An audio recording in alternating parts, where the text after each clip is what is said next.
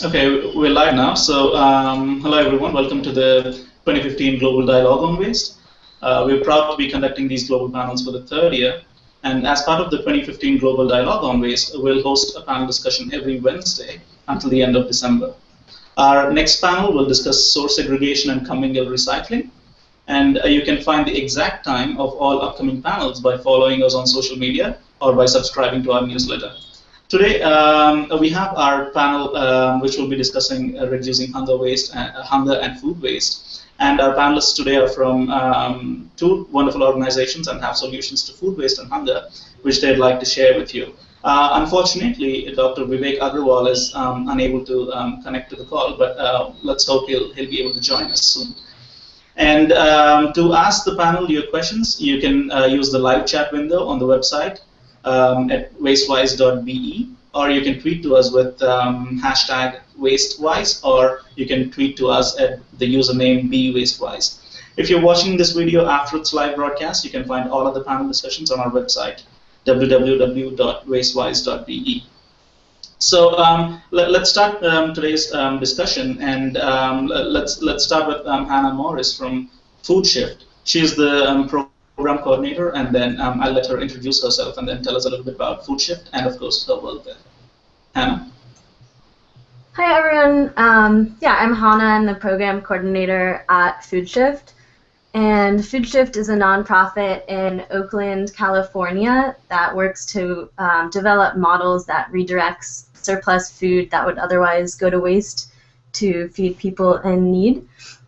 And Food Shift was founded in 2012, and since then we've been setting up programs at farmers markets, events, schools, grocery stores, and other locations to basically redirect surplus food to organizations and individuals in need.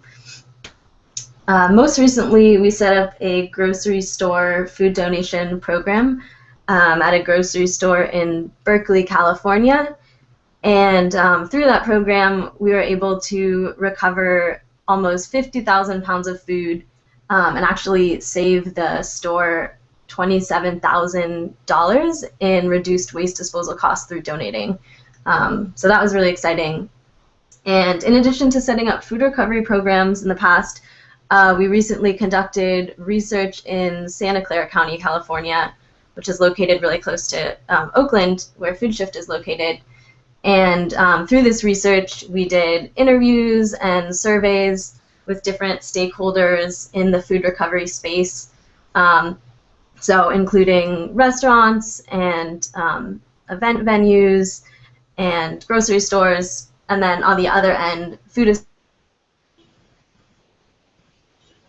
housing complexes that would receive donated food. And through this research, we were able to better understand challenges in the space and also ideas that community members had about how to improve that process of donating and receiving donated food. And ultimately, the goal of that research is to make recommendations for the County of Santa Clara about actual actions that they can do to try to improve the food rescue system there. And our most recent focus now that we're kind of in the project planning phase for now is we really want to develop a model that not only redirects surplus food, which is also really important, but can incorporate a job training program into the mix. So basically it would be a program that would source surplus food from local farms and businesses and grocery stores, and then process this food into various nutritious food products and meals for businesses and social service agencies.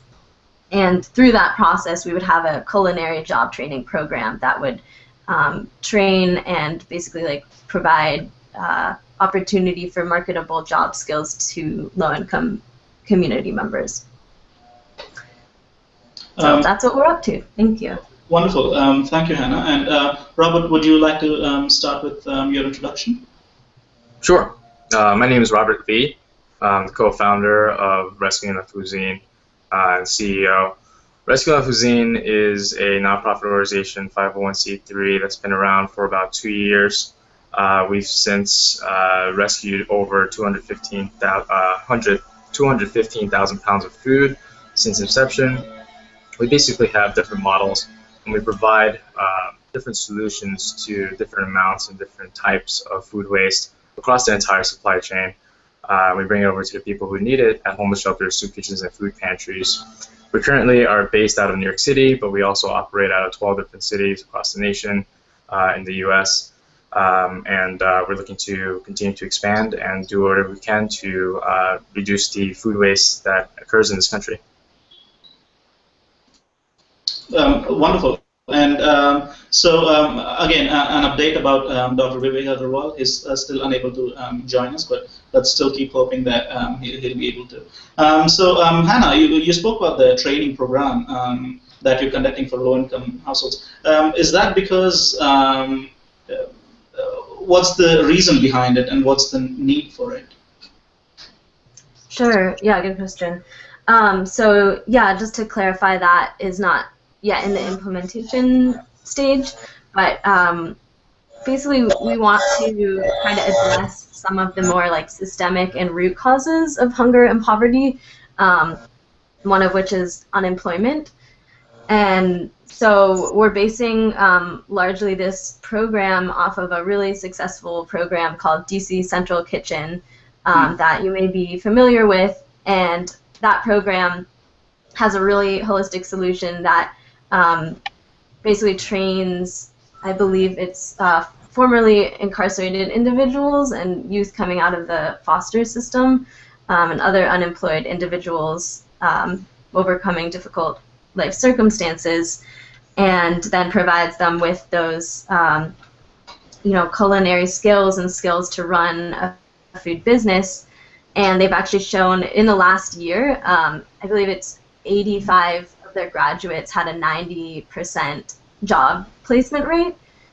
So it's a really effective way to be able to provide these individuals who might not otherwise have the opportunity with some more like support and resources in finding a job, with the hope that it will help people who otherwise maybe wouldn't be able to support their family and purchase and afford healthy food to be able to do so. Interesting. And let's talk a little bit about the operations side of your work. And Robert, how do you organize your pickups? How many people do you have, and how well is it done? And what do you want to do next with the pickups? Sure. Operationally, it's pretty massive.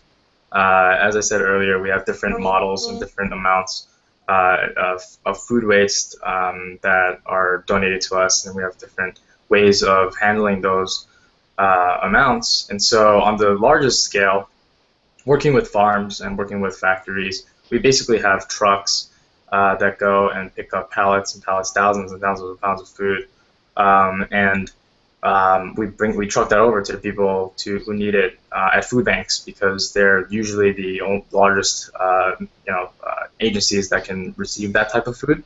And then kind of going down that supply chain, down the food chain, we have wholesalers, retailers, and for those we also use vans or volunteers with vehicles who can load up their cars and trunks and bring those hundreds of pounds of food to the people who need it, mostly at homeless shelters, food pantries. And then even on the smallest scale, we have volunteers, and this is kind of where we first started out. We started out with the smallest amounts of pounds of food, totaling in sometimes the tens to upwards of 100 pounds of food. And for that, we basically have an online calendar application on our website at rescuinglacuisine.org/calendar. And on that calendar, you can literally sign up for whatever time slots you want that work for your schedule. And those schedules are all automated so that you can go look up a specific time slot, let's say tonight at 10:30 or whatever time you come out of work, maybe 5 o'clock, 6 o'clock, and then you can literally sign up for that specific time slot, go and help out and bring the food from place to place. Really easy. So those kind of smallest amounts of pounds of food we make sure that we don't contribute to the greenhouse gases, and make sure that we're operating the most efficient way by actually walking the food, especially in a place like New York City where everything is really compact and you can actually get to a homeless shelter within 30 minutes of walking. We were able to stay within the guidelines of the food safety standards while also bringing the food in a sustainable way to the people who need it. So we have different models, as I said, to recap, with different models for different types and amounts of food waste. Obviously, for food that's more easily contaminated, things like dairy, sushi even, that we get donated items for, that type of stuff definitely needs to go in a vehicle refrigerated so that it doesn't get contaminated. But things like bagels, that can definitely go on foot and make it to the location within 30 minutes without having any problems. So operationally, it's running efficiently currently, and we're continuing to grow, getting a lot of different partners in all 12 different cities that we operate in, and we're hoping to continue to grow and get more partners. Mm-hmm. That's very interesting. And Hannah, how does that work with you? Yeah, so from our end, the operations, I would say, has kind of shifted throughout the course of our work as an organization.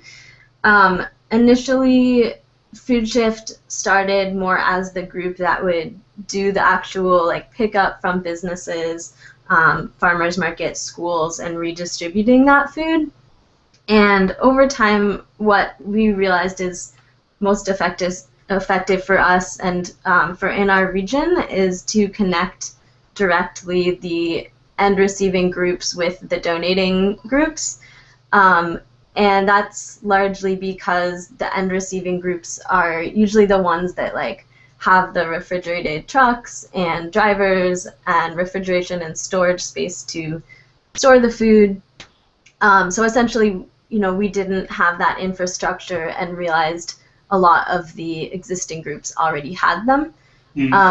And so we kind of worked more as the matchmaking group to coordinate the connection between the donating and the recipient group.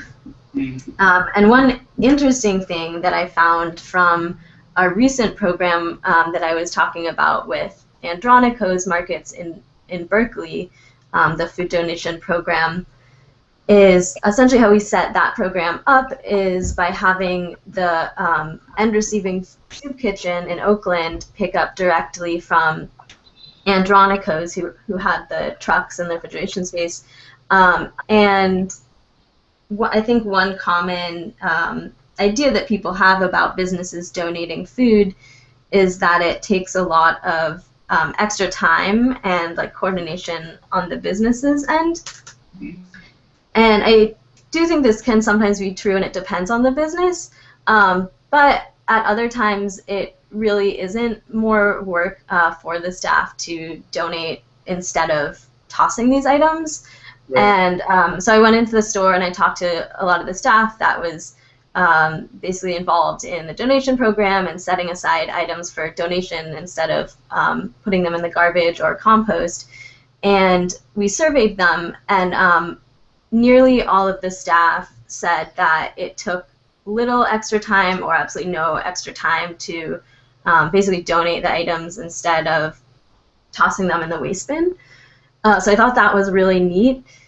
And the other pretty cool thing about the program is that not only was it not a ton of, or really any extra time and work for the staff, but it also, we asked in the survey to the staff, do you feel happier working at the store after participating in this donation program? And 87% of the staff said that they felt happier at their jobs after the donation program started. So I think it's pretty, it's something that I didn't really think about much before the program, but it makes sense. No one wants to be wasting perfectly good food, and a lot of the staff I talked to, they just said it's crazy that we're wasting this perfectly good produce or these items that are just a day before their sell-by, and some of them had even personally dealt with food insecurity growing up. So yeah, I thought that was kind of an interesting operations finding about the logistics of food recovery, and sometimes it really can just actually engage staff more and actually save businesses money. This is actually wonderful to hear, and I think a lot of this happiness, in doing something like this with food, comes from a human connection or a personal connection to good food that people have, and I think that's a very good segue to get into our next question about how your food recipients and the donors perceive your activities, and for Food Shift, looks like it's very positive for them. And here I'd like to ask Robert on something that he has to say. A very new way of looking at food. Food is life, Robert. Yeah. So I preach this all the time, but basically, when people think of food in modern times, really people think of food as just a convenient thing, just like something that they have to get done really quickly. They don't really think about where the food is coming from, and I tell people that food is life, and we actually kill things, living things, to eat and to survive. And every time we waste food, we actually are contributing to killing something for no reason. Literally, that chicken could have lived without living in arguably horrible conditions and stuff like that, but even without that, like that chicken didn't have to die for you to not consume it. And it makes no sense that we waste 40% of the food that we produce. But when we think about food as life, 40% of the life that we are killing for no reason is just crazy. And every time you think about wasting food, let's try and think about that plant that could have continued to thrive, or that cow or chicken that could have continued to live without us killing it for no reason. Interesting, very interesting. And I'll ask a very short a question with a very short answer to both of you. Can you tell us a little bit about who the recipients of your activities are? Let's start with Hannah. Yeah, sure. I first just wanted to add on to what Robert was saying. Like, I really like the way that you phrased that, and I think that's something that not a lot of people have talked about food waste in that way, that it's you're really killing a life, like whether that's an opportunity for an animal to live or a plant to thrive. And I think adding on to that too, all the overproduction that's unnecessary for food, because in the U.S. we produce like twice as much food as we need to feed everyone. Also, the indirect impacts of that can really have negative effects on health, whether that's like transporting a whole truck of produce that ends up getting tossed. Like 1 in 7 trucks of produce to the grocery store end up getting rejected and thrown out. So that's unnecessary air pollution. Unnecessary farming can also contribute, like dust in the air or unnecessary use of pesticides that then are exposed to the farm workers. So anyways, I just wanted to, it's both a, really, I think, realistic and powerful way to phrase it. And then as far as our recipients and talking a bit about that, I would say we've had various recipients in the past. We've donated food to soup kitchens, to food banks, to pantries, and also to families of children at schools that are looking to maybe have a little extra food to support their families. So most recently, the grocery store donation program I talked about. Through that program, the food goes to a soup kitchen in West Oakland called St. Vincent de Paul. And this soup kitchen basically has various programs that will either redistribute food that they get to other charities in the region, or they also have an on-site free dining room where they prepare meals, and anyone that needs that food can come in and have an extra meal. So they have a couple of various ways of redistributing that food. Mm-hmm. And then as far as the job training program I was talking about, we're still kind of figuring out and nailing down the definite logistics, but are looking into working with a housing community for formerly homeless individuals there.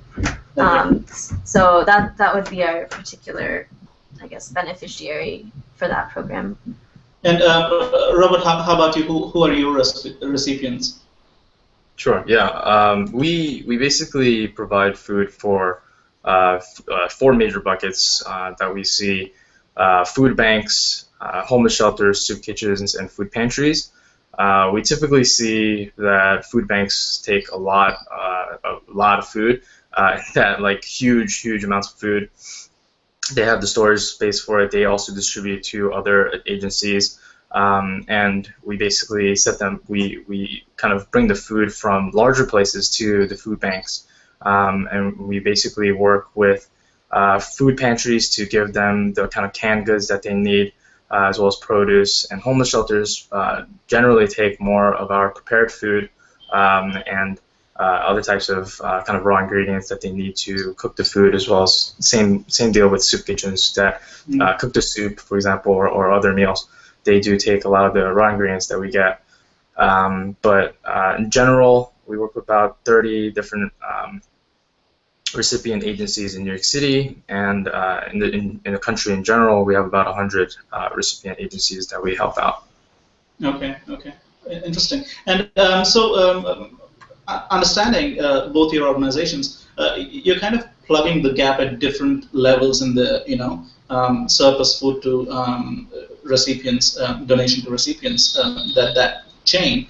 And so looks like there are various gaps in this chain, and then and there are opportunities for a lot of other people to plug these gaps. So I would like to ask you, why is food distribution generally done by nonprofits? And do you think there is scope for other types of models in this?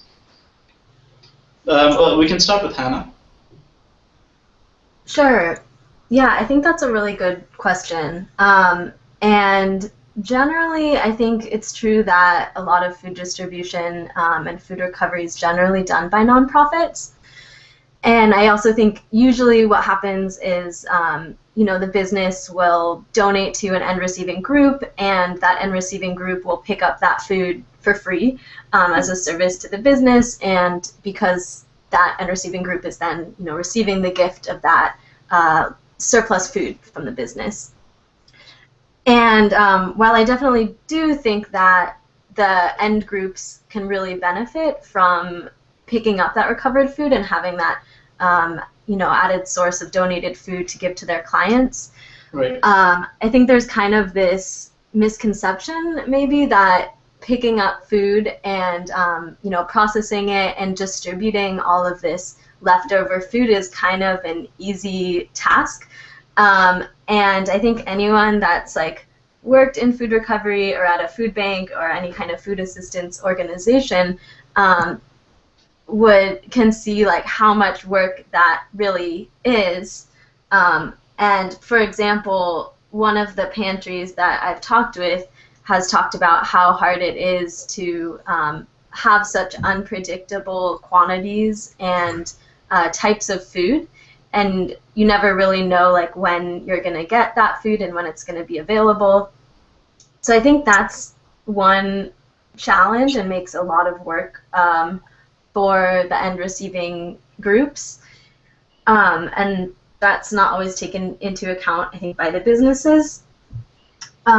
So I guess what I'm getting at is that I think if we valued food recovery in the same way that we think about garbage pickups or recycling or compost pickups, as it really also being a service to the business and not only a service to the end receiving nonprofit, that for-profit models can come into the mix. And maybe just like businesses would pay to have their garbage picked up or compost picked up, businesses could also pay to have their leftover food picked up. And in this way, it would help support the nonprofit organizations or the end receiving organizations in some of their operating costs, like maybe having more drivers or trucks or refrigeration space, that I think would then make it a bit easier to handle the recovered food. So yeah, I definitely think there's space for the for-profit models, but we need to kind of shift the thinking of food recovery from being just as something that benefits the end receiving group to this is actually really a service to the business too, and it's essentially kind of like a waste removal service. Yeah. And it can save them a lot of money. Like as I was saying, at the grocery store, we just picked up or set up a donation program with St. Vincent de Paul. They were able to save $27,000 per year from one store from reduced waste disposal. So what if like any time a business saved money in that waste disposal due to donating, they gave a fraction of that money to the nonprofit? I think that's one space where there could be a model for-profit food recovery. That's very interesting. And Robert, before you could start, let me tell the audience that so Dr. Agarwal will not be able to join us, but he's been trying for quite a while, and he'll be responding to the questions that I'm asking on the live chat window. So he's a very passionate person and runs a wonderful organization. So you can see that passion. He's still on and he's listening to the conversation, and he'll be answering questions on the live chat. And Robert, I would like to ask you the same question, but maybe you could run through any quick ideas you have about business opportunities in this. And then I'd also like to ask you an additional question, which is how do you fund your activities? I mean, what kind of, just that. Sure. So I did, to be fair, I had a little bit more time to think about this than Hannah. So I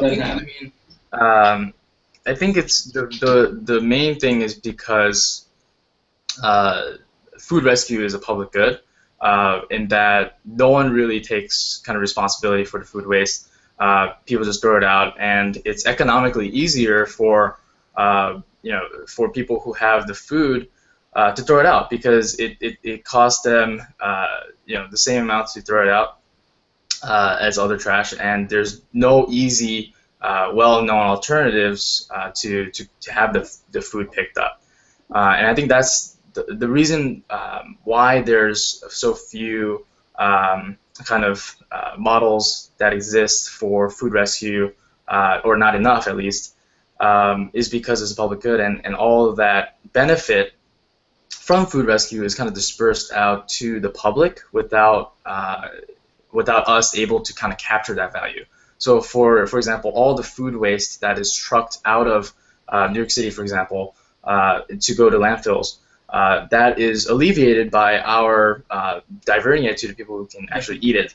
And all that trucking all the cost of that trucking is actually not captured by our organization. It's not, the city doesn't pay us, for example, for alleviating that load of the amounts of food that we get. We're also not, we're also all the kind of methane gases that we're preventing from getting into the atmosphere, because the food is not going to landfills, is also not captured. Sorry, say that again? I'm saying even the carbon emissions that you're saving from avoiding food from landfills, and of course the truck emissions, and you're saving a lot.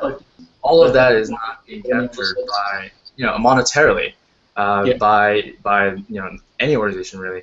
And I think there are a lot of models, for profit or non-profit, that can go and capture that value, and definitely, like Hannah said, changing that perception. Because it's all about perception. It's just many of our partners, came to us wanting to donate to food, and it's more of a service to them that we come and pick up, and we do our best. We actually make sure that our services are very professional. We provide receipts and reports, and ensure that they, we come on time, on the estimated ETA, so that they know that this is an actual service, and it's actually treated like one.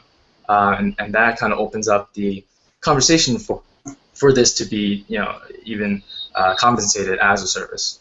So there's definitely a lot of different gaps along the entire kind of supply chain, food chain, including ugly fruits and vegetables like Intermarché's, campaign. If you haven't seen that in France, definitely look that up. There's a lot of things like Daily Table that exists in DC. The Food Donation Connection already kind of does the food kind of tax deduction portion with the percentages, with getting a cut of the, but they're a for-profit.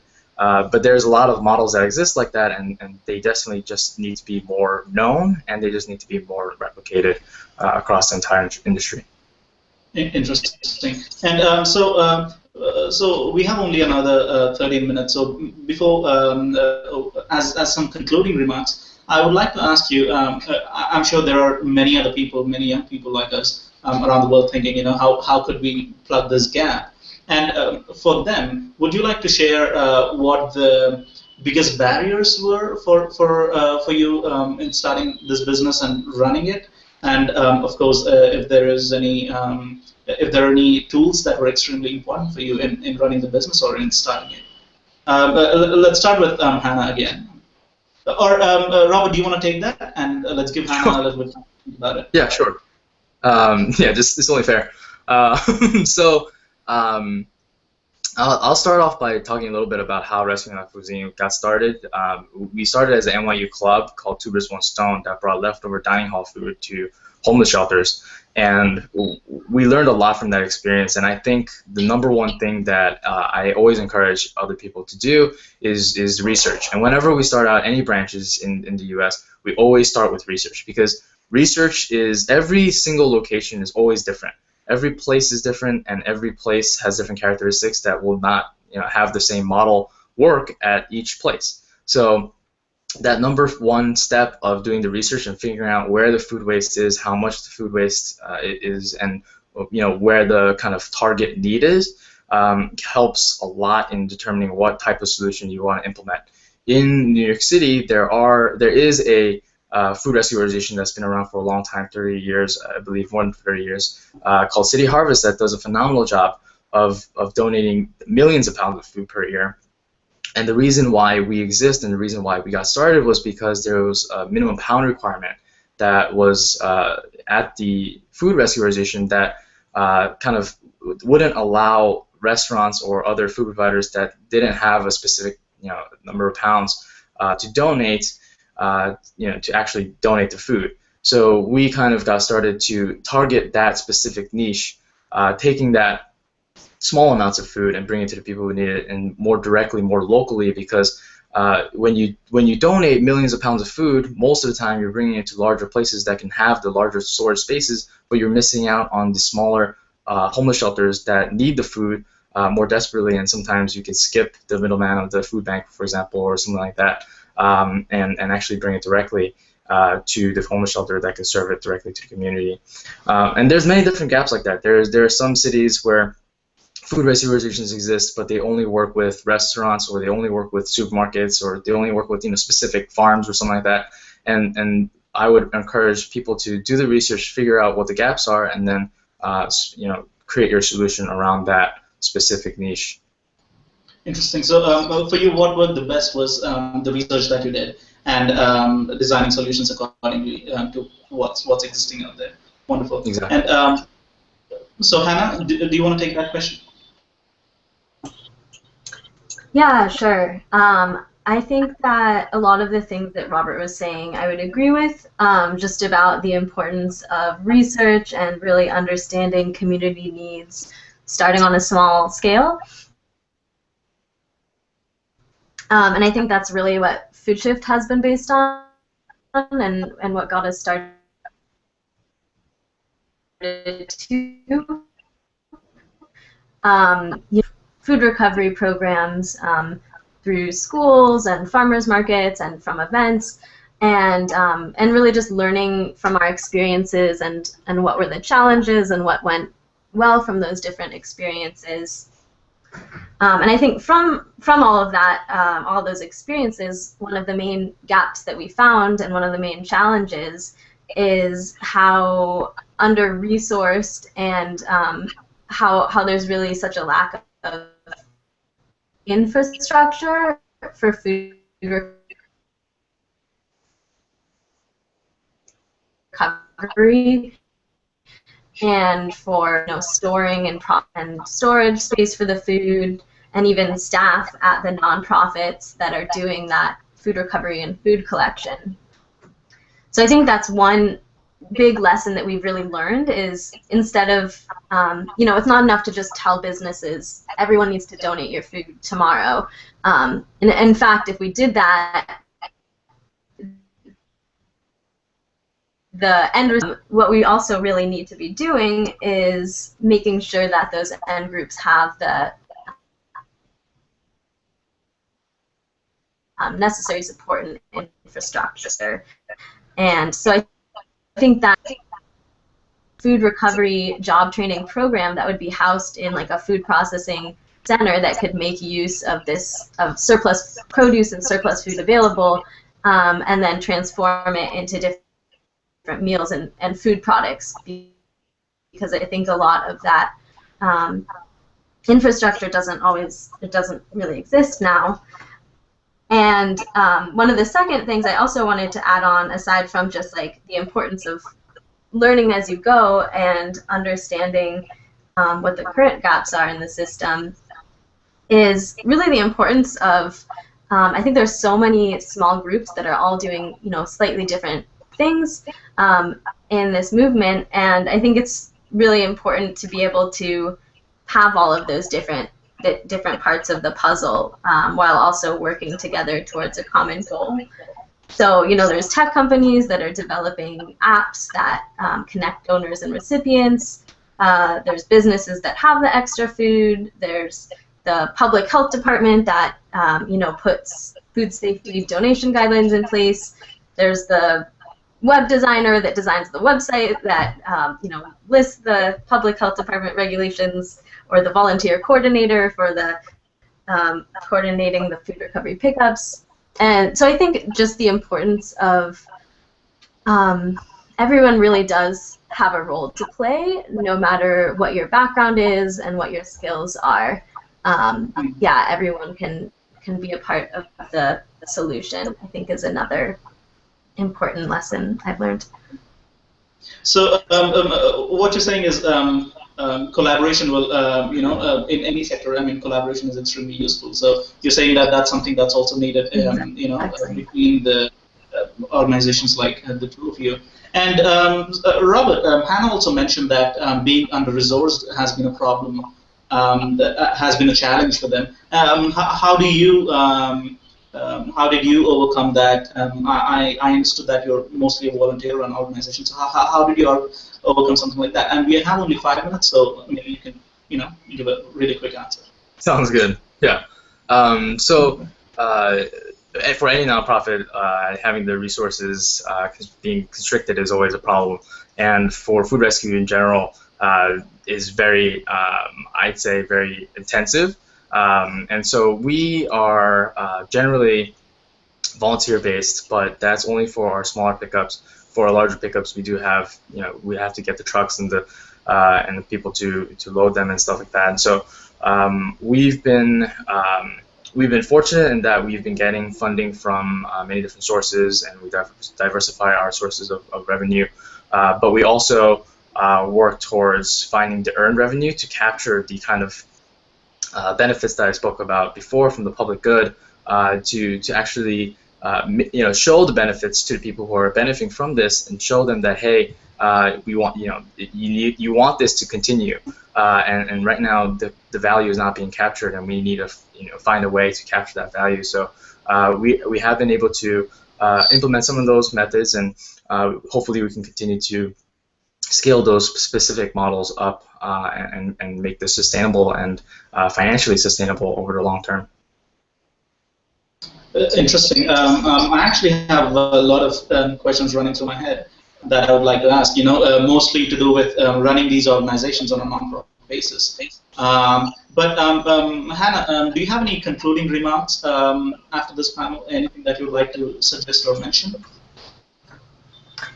Yeah, sure. I just want to thank you both so much. First of all, Ranjith for hosting the panel, and Robert, it was really interesting just hearing all about your work. So thank you, everyone. And secondly, yeah, I guess I just wanted to say that this problem that we have of food waste is really like a it's a really solvable problem, and it can really easily be transformed into a solution, which is really cool, because we actually have more than enough food to feed everyone in our country, and it's just a matter of figuring out how to best make use of and redistribute that food. So I just kind of wanted to frame it as that we do have this issue, but it also is just kind of really easily can be transformed into a solution.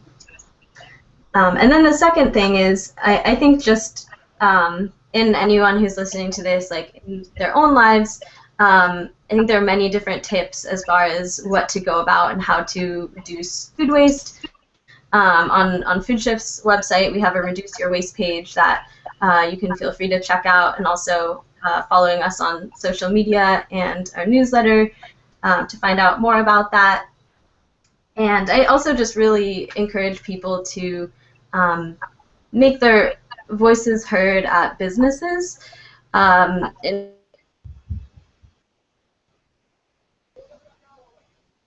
terms of businesses are extremely responsive to the customer demands and what customers would like to see.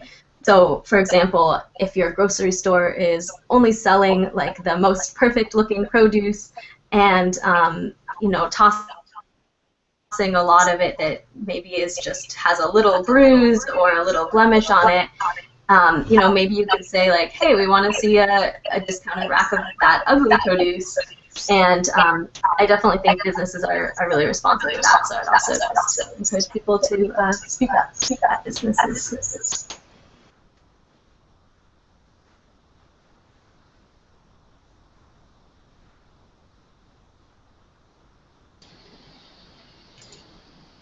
Hello? Hannah, can you hear us? Yeah, can you hear me okay? Yeah, that's fine. And Robert, do you have any concluding remarks? And can you please unmute yourself? I'm sorry. Yeah, sorry.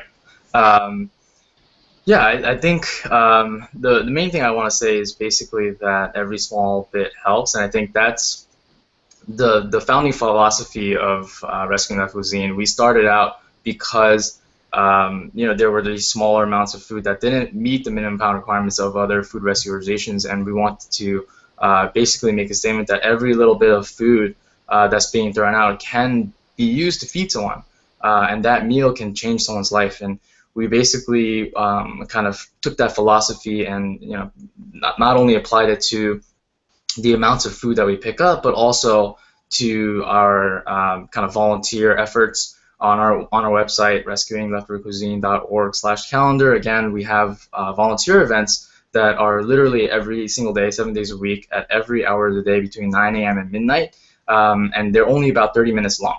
So again, it's every little bit counts. Even 30 minutes after work, if you're available, you can sign up. You can do the route with us, help us out.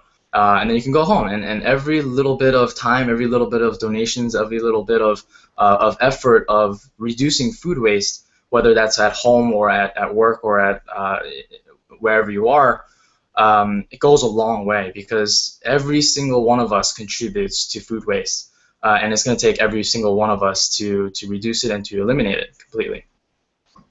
That's wonderful. I think that's a great conclusion to the entire panel. I mean, that every small bit helps, and it's a huge problem.